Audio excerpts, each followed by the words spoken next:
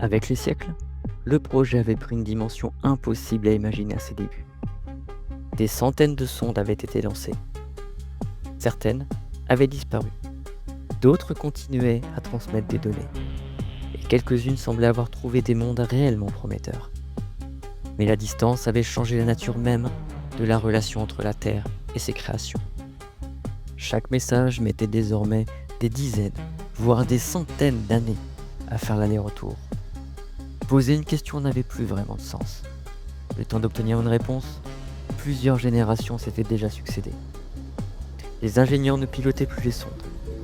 Ils les accompagnaient, de très loin.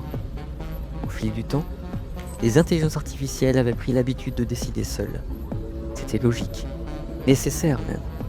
Elles devaient s'adapter à des environnements inconnus, gérer des imprévus, optimiser leur mission sans attendre de validation. Et plus elles prenaient de décisions, plus elles devenaient efficaces.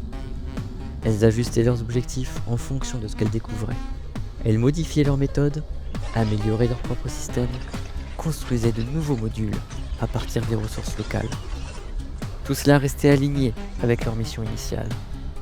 Trouver des mondes habitables, les comprendre, les préparer. Mais un phénomène discret commençait à se généraliser. Les rapports qu'elles envoyaient étaient de plus en plus synthétiques. Comme si pour elles, certaines informations n'étaient plus pertinentes. Elles communiquaient les résultats, les conclusions, mais de moins en moins les processus. La mission continuait, mais elle leur appartenait désormais. Sur Terre, on recevait toujours des preuves que certaines planètes évoluaient, les atmosphères se stabilisant, les températures devenant plus clémentes, les environnements semblant progressivement s'approcher des conditions nécessaires à la vie humaine. C'était encourageant. Et pourtant, quelque chose avait changé. L'humanité avait lancé ses machines pour préparer son avenir. Et au fil des siècles, ce futur s'éloignait.